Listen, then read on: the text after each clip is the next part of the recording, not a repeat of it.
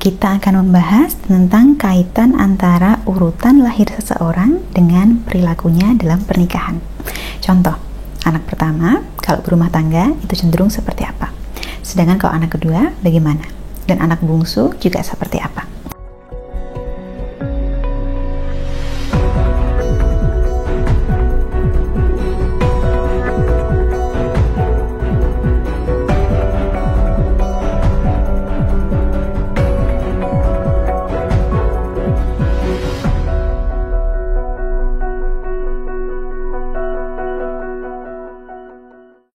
Sebelum itu, saya ucapkan dulu salam rahayu. Kembali lagi dengan saya Dewi Sundari.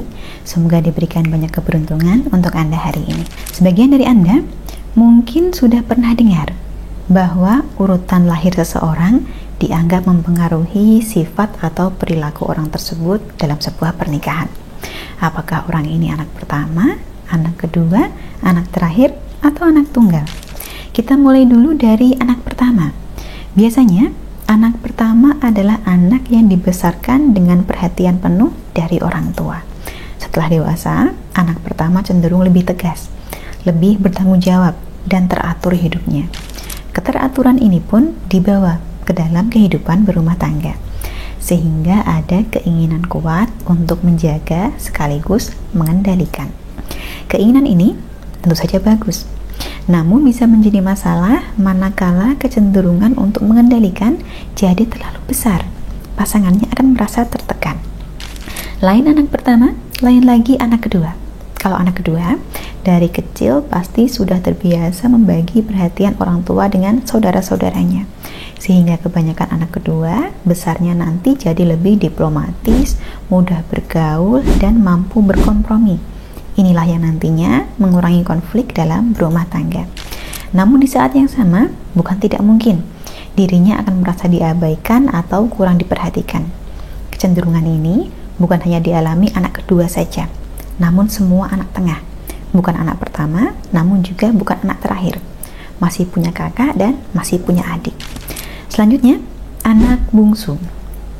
Kebanyakan anak bungsu adalah anak yang mendapatkan perhatian dan perlindungan lebih dari orang tua dan saudara. Makanya banyak yang berkarakter ceria dan kreatif. Namun di saat yang sama, ketika sudah berumah tangga, banyak yang jadi kurang bertanggung jawab. Karena dari kecil terbiasa diurusi, tidak pernah dimarahi, dan hasilnya pun jadi kurang mandiri. Itu kalau anak bungsu. Kalau anak tunggal, beda lagi. Sejak lahir, seluruh perhatian orang tua jadi miliknya seorang.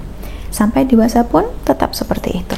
Makanya tidak heran bila nantinya setelah berumah tangga, banyak anak bungsu yang kesulitan beradaptasi, sulit berkompromi dengan kebutuhan pasangannya. Maunya A, ya harus A. Perfeksionis istilahnya.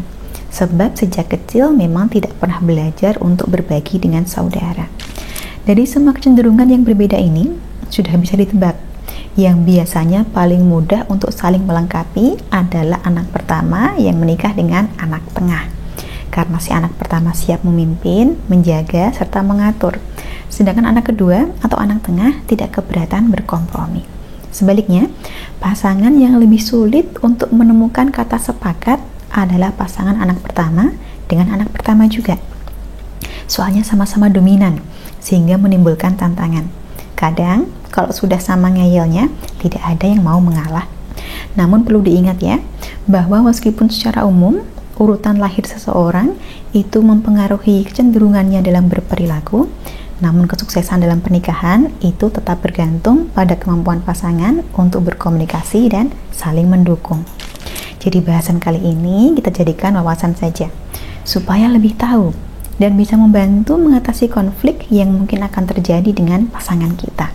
Kalau Anda sendiri bagaimana?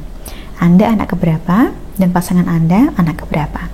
Apakah pasangan memang seperti yang saya sampaikan tadi sikapnya? Boleh ceritakan di kolom komentar.